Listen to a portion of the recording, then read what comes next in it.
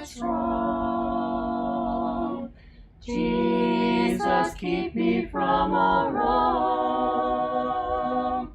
I'll be satisfied as long as I walk, dear Lord, close to Thee. Just a closer walk with Thee. Grant it, Jesus, is my plea. Daily walking close to Thee. Let it be, dear Lord, let it be. Through this world of toil and snares, if I falter, Lord, who cares? Who with me my burden shares? None but Thee, dear Lord, none but Thee. Just a closer walk with Thee. Grant it, Jesus, is my plea. Daily walking close to Thee. Let it be, dear Lord, let it be. When my feeble life is o'er, time for me will be no more. Guide me gently, safely o'er to Thy kingdom shore, to Thy shore. Just a closer walk with Thee. Grant it, Jesus, is my plea. Daily walking close to Thee. Let it be, dear Lord, let it be.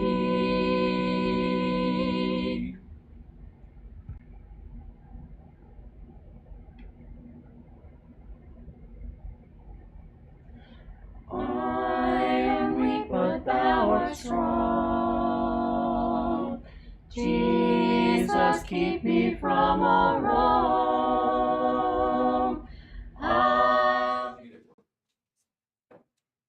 Here this morning, you're aware of the fact that there's going to be a little bit different format than what we're accustomed to during this presentation. My goal is hopefully to have this viewed more as a discussion or class type setting where there are comments and questions and all those kind of things involved by everyone that's here, to give everyone just kind of an idea about where this is coming from.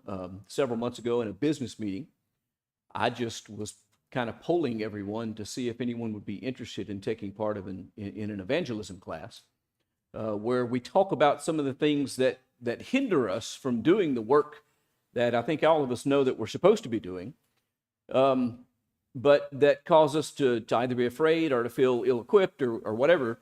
And there was a lot of people that were interested, and as the discussion developed, there were several people that said, well, why can't we? Because the time to do it is what was important to me, is when I could do it when as many people as possible could participate. And the overwhelming decision was, well, why don't we do it during a normal service time? This is something that we can talk about and that would be good for us to talk about for that. So that's what this is about, and what I'm trying to accomplish. The goal, at least right now, is the thinking is the second Sunday evening of the month is we'll give to these things. I want to turn your attention to begin with to Ephesians chapter 4, verses 11 and 12, where the order of how God set things up is being discussed there. And it says He gave the apostles and the prophets, the evangelists and the shepherds and the teachers. And then the key that I want to focus in on is this beginning phrase in verse 12 that says, to equip the saints for the work of ministry. Now, there's two important things that we learn from that phrase. One, the work of ministry is intended to be carried out by all the saints, not by one saint or one small group of saints or some specially trained saints or anything like that. It's what everyone. In fact, what it says here is that the whole purpose for God creating apostles, and that's what he did. He selected men to be witnesses and to be able to be eyewitnesses of the resurrection of Jesus, to the point that Jesus appeared to Paul on the road to Damascus purely to qualify him to be that. He created apostles. He gave us prophets. He gave us evangelists and shepherds and teachers for this purpose, to equip the saints. And that is what I hope that we are going to accomplish in these discussions, is actually equip the saints to do the ministry that we've been called to do. How many people in this room came to your faith, came to your knowledge of God completely by yourself, with no one teaching you anything and no one helping you along the way? That's exactly how many hands I expected to see. We owe our own faith and our own salvation to the fact that someone cared enough to share what they knew and to help us. I know some of the people in here's story. I participated in some of their stories. Others, I've heard the stories. But not a one of us would be in a relationship with God if it wasn't for the fact that someone took the time to talk to us about these things. And it seems amazing to me that if I realize that I owe my salvation to the fact that someone took the time and cared enough to share the gospel with me, that I would then live out the remainder of my life and never share it with anyone. And yet that seems that that's a lot of what happens. And I can't help but think that it's because we are ill-equipped to try to do this work. So we want to talk about some of those things. There's several different directions that I want to go. There's a couple of things I guess I want to start with to begin with. This is a passage we talked about a lot several months ago in the Gospel of Mark when we were studying Mark. Turn back to Mark chapter 4, verses 26 through 29 with me. There's a little short parable there where Jesus teaches them, and he says, the kingdom of God is as if a man should scatter seed on the ground. He sleeps and rises night and day, and the seed sprouts and grows. He knows not how. I want to stop there, that portion of it. He scatters the seed, he sleeps, he rises night and day, the seed sprouts and grows, and he knows not how. That is simply talking about the fact that the power of transforming lives lies in this, not in the man. We don't even know how it works, is what this is saying. We just scatter the seed. If we're not doing that, though, nothing can grow. And there's a lot of it that's outside of our control, and I think that is part of the problem. We're afraid that if we don't see fruit, then that is a reflection on us. That's not the case. All we do is scatter the seed. And if we're not scattering the seed, we're simply not doing our part. Now, we have another part that comes in on at the end of this. The earth produces by itself first the blade, then the ear, the full grain. When the grain is ripe, at once he puts in the sickle because the harvest has come. That's the other part that we play. We scatter the seed and we reap the harvest. Everything in the middle is God. It's the power of the gospel. What did Paul say in Romans 1:16? I'm not ashamed of the gospel of Christ, for it is the power of God unto salvation to everyone that believes. God's power is at work, but only if we share it, only if we talk, and only if we stand ready and watching and waiting for the fruit to be born, which is our job. Now, there are several things that are very important when it comes to this kind of work. Continuity is important. It's not something that is done once and then isn't done for long periods of time, and then you go out and do a little bit again maybe, and maybe you string a couple of days together, and then you let it lie fallow again for another year or two. That's not going to be effective. Work that is done at regular interval is absolutely essential. You plant every year. In fact, in most planting circumstances, you plant twice a year. There's actually 2 crops. That's essential because familiar faces open doors. And so we're going to have to contact people probably more than once to have any effect. Another thing that's an extremely important principle: more workers equal more work accomplished. This is not something, it's something you can do by yourself, but it's not something that is most effective done by yourself. In Mark chapter 6 and verse 7, for instance, Jesus sent out his disciples, the 12. They would become his apostles. You know how he sent them out? By twos.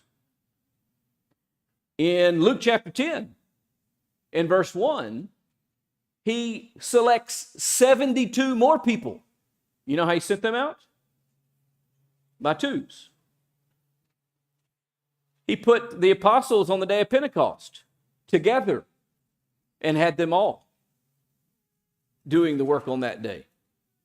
It's important to realize that the more people who are actively engaged in this, the more work will get done.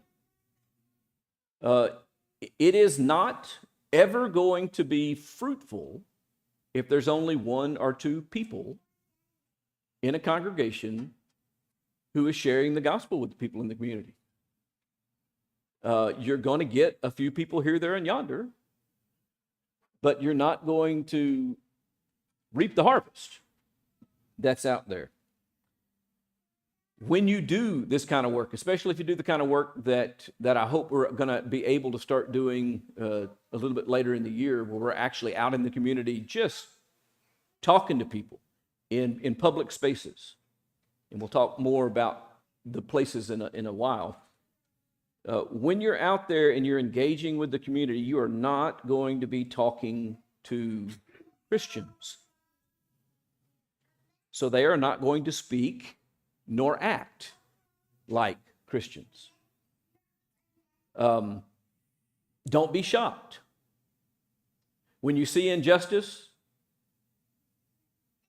in the land. What's the Bible say? Don't be shocked at the sight. When you go out there and you see immodest clothes, when you hear vulgar language, sometimes, by the way, they'll come up and they'll use that language intentionally, trying to shock you. It's important that you realize that we should not expect the people of the world to act like godly people. And you're going to see and hear these things, and you have to work through it and adjust to it and set an example. Sometimes they're going to come up to you, they're going to be belligerent, they're going to be trying to provoke you. What's the job of the Christian? I'm sorry? Okay, turn the other cheek. Any other passages come to mind? Don't return evil for evil, but return good for evil. We have to train ourselves and prepare ourselves for those kinds of situations and respond in that way. If someone is abusive in their language to us, we have to be certain not to be abusive back to them. Does that mean that you don't defend yourself? That you don't defend the gospel? No. That means you do it respectfully. And you do it keeping in mind the attitudes and the behaviors that are fitting for one who wears the name of Christ.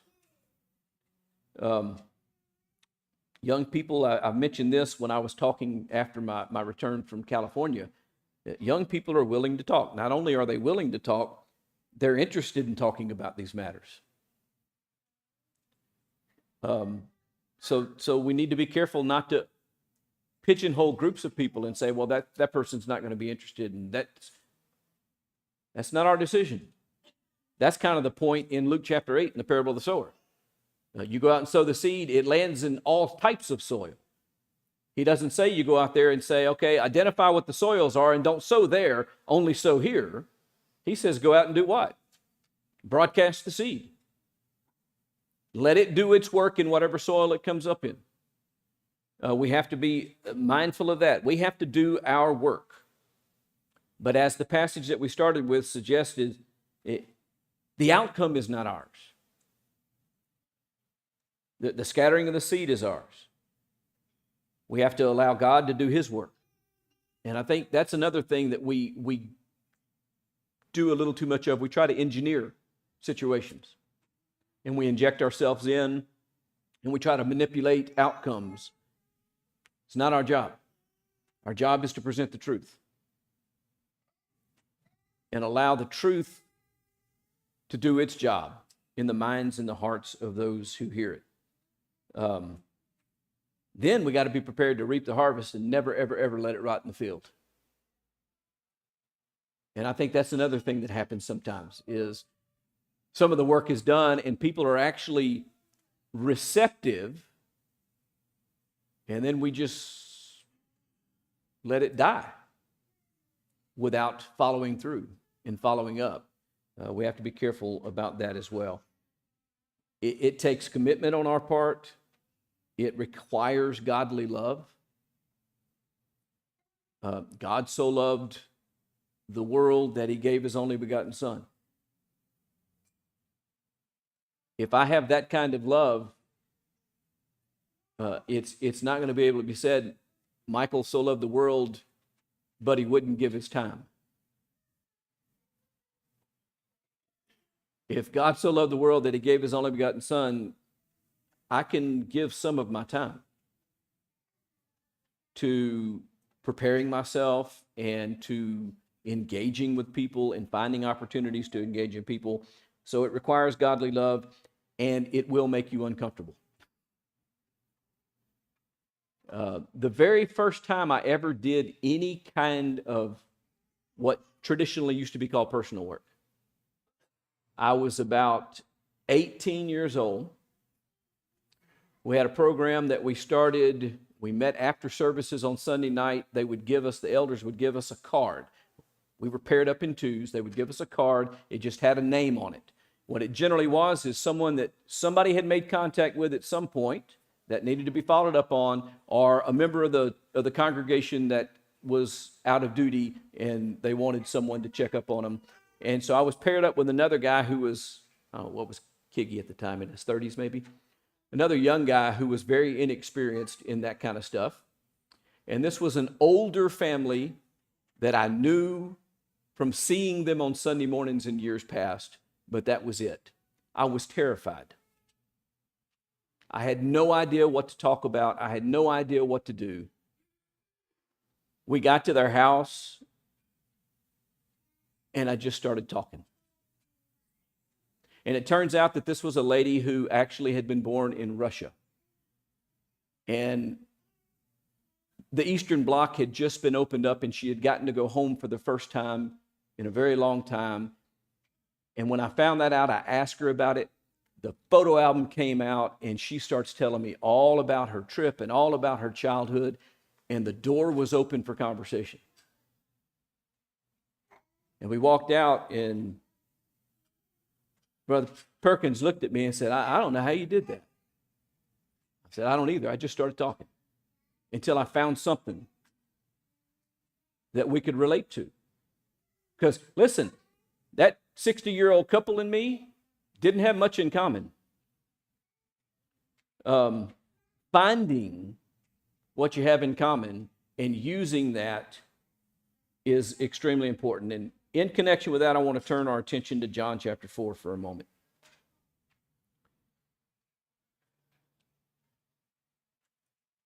We can analyze this and use this to teach a lot of things.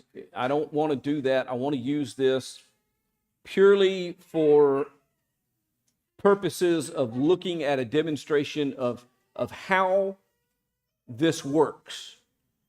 And this is the example of Jesus, of course. It says that he had to pass through Samaria, and he came to a town of Samaria called Sychar, near the field that Jacob had given to his son Joseph. Jacob's well was there. So Jesus, wearied as he was from his journey, was sitting beside the well, and it was about the 6th hour. And a woman from Samaria came to draw water, and Jesus said, "Give me a drink." I want you to notice where this starts, with "give me a drink." His disciples had gone away into the city to buy food. Verse 8 says, the Samaritan woman said, "How is it that you, a Jew, ask for a drink from me, a woman of Samaria? For Jews have no dealings with Samaritans." And Jesus answered her, "If you knew the gift of God and who it is that's saying to you, 'Give me a drink,' you would have asked him, and he would have given you living water." Now, do you see what he's done there? Very quickly. This conversation is not very old. He's already directing the subject toward spiritual things. He also does it in a way that he knows it's going to engage her,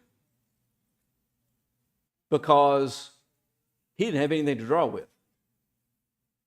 And that's exactly what happens. "Sir, you have nothing to draw water with, and the well is deep.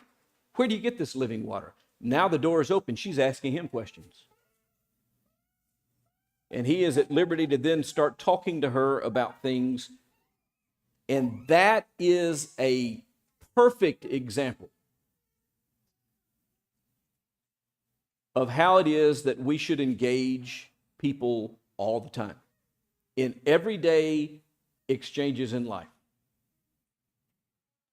turning things toward spiritual matters, because time is short and souls are important.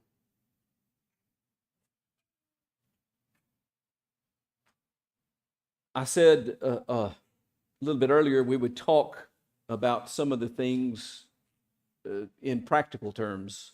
There are 6 things I have here I want to discuss tonight regarding this. I don't know if time will hold up for me well, but we'll get as much of it as we can. To begin with, choosing a location becomes important. When it's an organized thing, choosing a location is extremely important. College campuses are the kinds of places that you can meet a lot of people. Students often have a lot of free time. They're just kind of moseying around on campus. They should be doing other things, but they're not. And you have opportunity to talk to them. Coffee shops, another excellent thing. You can sit down at a table, open your Bible, have a Bible study. I know some guys that actually do their study there. They set up a little 8 by 10 a page that they printed out on the table beside them, inviting people to join them. But I would suggest that if anyone looks over at you, you invite them to join you. If they ask a question, you invite them to join you. If it's 2 people and you're having an open discussion, they overhear things. A lot of times they'll come over and inject themselves into the conversation. These are opportunities to engage with people in the community. Any public property is the kind of place that you can go. We have free speech in this country. We are allowed to do that. Places in the same general part of town as our building is a great thing, because they're usually not far from home, and it's easy to get them and invite them to services at some point. But the more people that are at a location, the better the location, and the more opportunities that you'll have.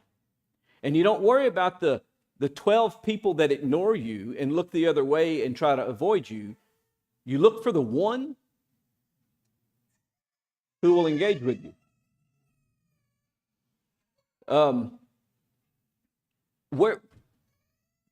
What's some examples of good places that maybe we don't ever use, or good opportunities? Yes, ma'am. They know me when I enter the door, and I give them, I make little brochures with the picture of our congregation and on the backside. I have half my page that says what God said, what God did for us, and the other half is what God said we're to do. Yeah, I know someone in Beaumont, Texas that uses Walmart almost exclusively. The staff knows him, knows why he's there. And he's in the store most of the time. And they're okay with it at this point.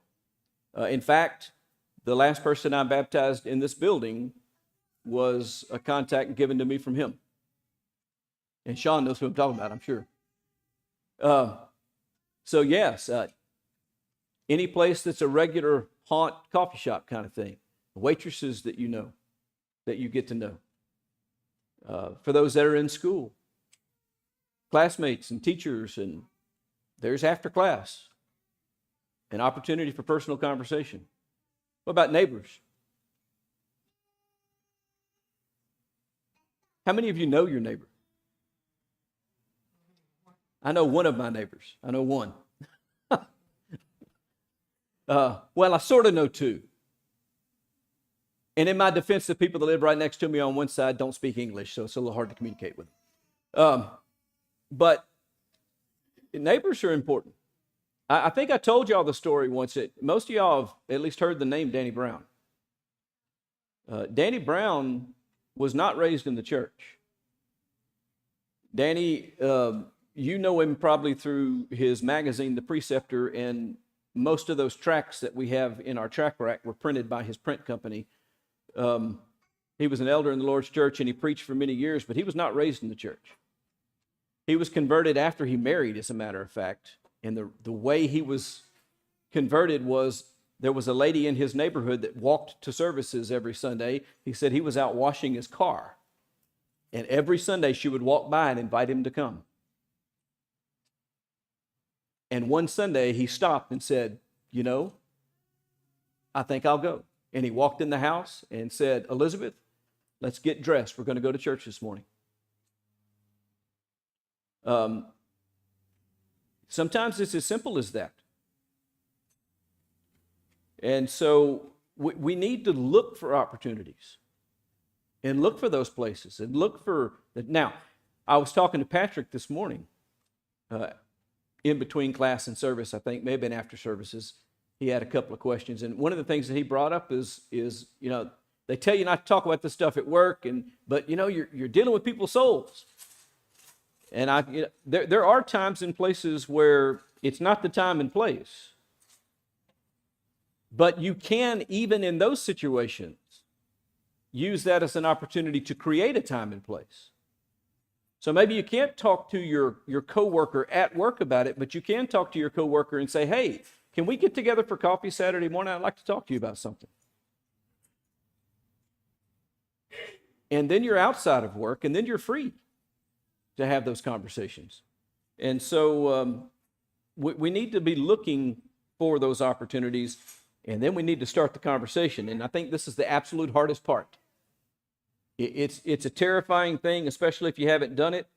What my suggestion is do not try to use gimmicks and be extremely straightforward.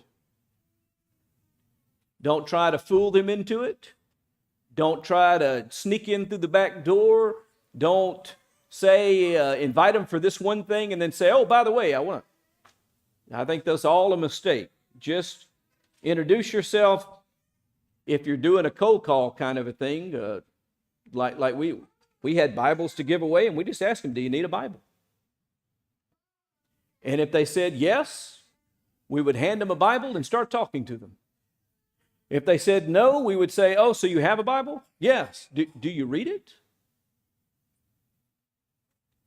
And start a conversation. If they read the Bible, if they attend church somewhere, if they tell you, yeah, I read my Bible, oh, are you a religious person? Where do you attend services?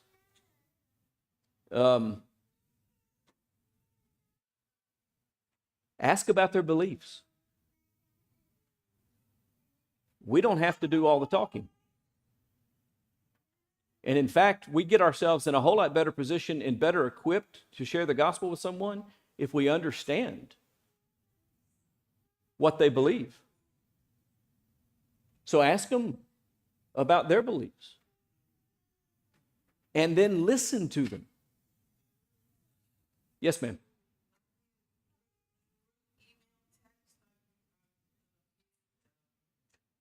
Directory searches for all the neighbors, and then I start in Lafayette at different sections. I go north side, south side, east side, and I start looking up emails associated with addresses. Well, as I go down the streets, I get a lot of mail delivery failures. I get a lot of emails back saying, please get me off your list. Yeah. But I keep saying it, and then if it's a doctor or if it's somebody that I know and they've got a company, I'll send it to the corporate email and I'll just keep on going. Yep. And I'll say this, if someone does say, you know what, I'm not interested, or I don't want to talk, or please don't send me this, or what's the solution to that? What's the biblical solution to that? Shake the dust off your feet, move to the next person. That's exactly what the biblical response is. It's not going to do any good. They're not receptive. Maybe later they will be. And by the way, if you do it right, if you're respectful and honorable and treat them well, when they become receptive, guess what they might do? Reach out to you. Because you're the one that treated them with respect. And so we need to think about all of that. Yes, sir. Doubting Thomas. You need a little bit more information, a little bit more proof. Not saying that they don't. Right. They thinking, they just need some. And they may need some more time. Which leads to number 3, ask questions. I just had somebody ask me the other day, how'd you find out so much about? I asked. People generally like to talk. But be genuine when you ask. Yes, sir. I've asked a question in the past to several people. If the Lord had to come today, would you be ready to go with him? That's Just wait and hear the response. and Most people not ready. most people know that. But occasionally you will get a, yeah, I think I am. You know what the follow-up question to that is? Why do you believe that?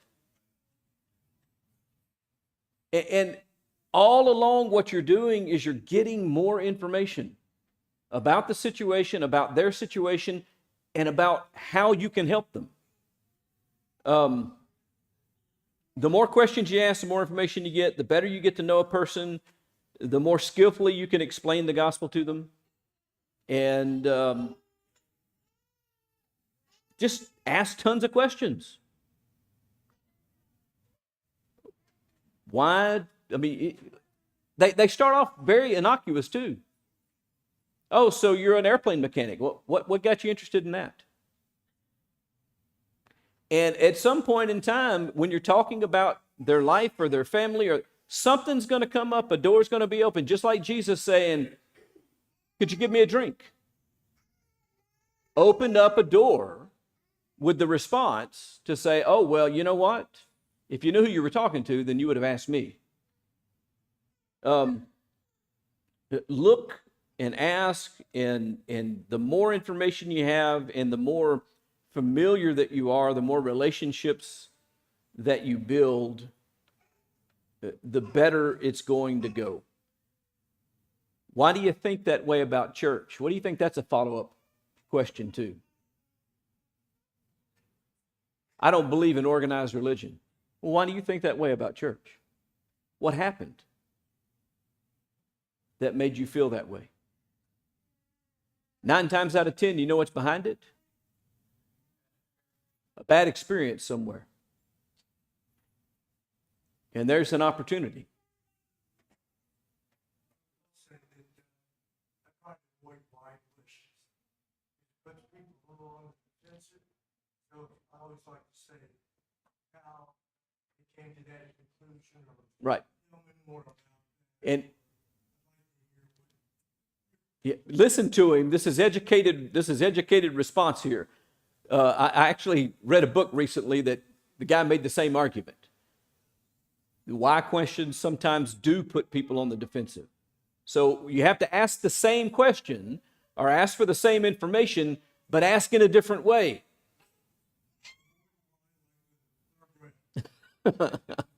Now there is a time for why, but it's a point well taken, and something that we should probably keep in mind. How did you come to that conclusion? Or explain to me. I don't understand. Explain to me. And you're allowing them to share themselves with you, and that's important. The last 3 points I'll hold. We'll talk about them next time, but I'll tell you what they are. Move quickly to the gospel. I mentioned that while we were reading John 4. Explain the gospel and end the conversation, which, by the way, is what I'm going to do tonight, right now, is end the conversation.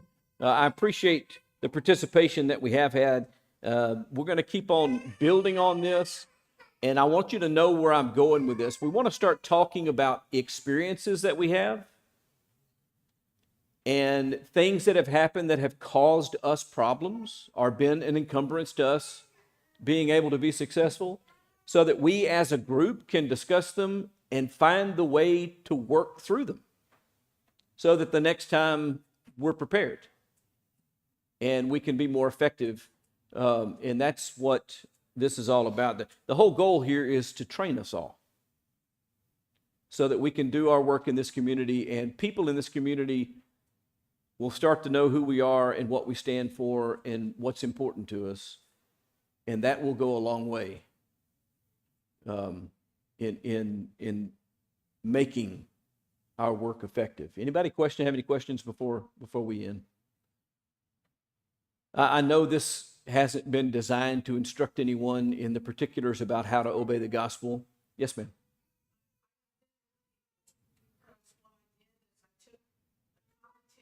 Commentaries, and I did research, and I copied why not to be a Catholic, a Methodist, Baptist, blah, blah, blah, Jewish faith, and I printed it all out. When I was giving the word to them, showing them the truth, I included all of that, and I totally offended them. Yep. They looked at me like I was, enemy. Well, yeah, and it puts them on the defensive because they feel attacked, and we don't want to do that. We want to attack the doctrines, not the people. I believe too, we can't approach it being too brainy. We have to be down to earth, understanding. I know this area is huge in Catholicism, Pentecostal, Baptist. Having some idea about this religion is good because there's an association with that person, but always leading them to the truth.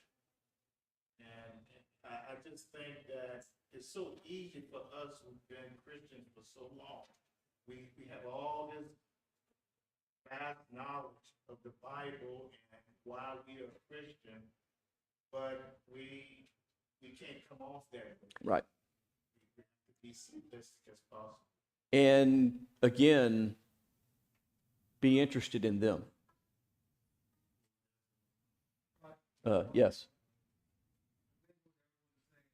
Basics scriptures teach. We plant and we can water. But only God gives the increase. So by planting and watering, it's all we can do. We can't force, we can't coerce, because that's up to God. By planting and watering is what we're discussing tonight. And we pray to God that He gives the increase to that person or those persons. Because if we go any other way than plant and water, then God will not give the increase. Right. We gotta keep that in mind. And I would just say, here's the challenge for all of us. Let's, over the next week, just look for one opportunity to turn the conversation toward God. And we don't have to go deep into it. We don't have to just turn the conversation there, introduce the idea, and see what happens. Yes, ma'am.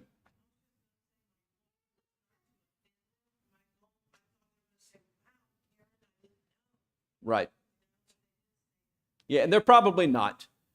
So the way to do that, by the way, is to actually let them explain to you their beliefs and why they hold their why is the bad question. We need to avoid why. How they came to conclude what they concluded. And you're going to find out. They'll tell you. They'll talk about those things. And then you can say, well, you know, I was reading the other day in the Bible and I read this. What do you think about this? What does this mean to you? And let them tell you what they read. How do you read it? You can absolutely do that. And we'll talk about all of those different things as the class progresses as far as avenues. I also got some material that I'll be putting together to make available to everyone to use for these kinds of things. But until we're doing this work day in and day out in the community, we're not accomplishing half of the reason we're here. There's really two reasons why a church has been created: to bring the gospel into the world, to be the pillar and support of the truth, and to edify believers. And until we're doing the first part, half of what our duty is going undone. And that's important. So, hey, hadn't been directed or garnered toward telling anyone what they must do. But if there's someone here who is not a Christian and who wants to know more, just ask. We'll be happy to sit down with you, talk to you about your condition, talk to you about the Bible, talk to you about God, and answer any questions that you might have. And if you would, if you're comfortable and desirous of that, if you let us know, we'll help you as we stand and sing.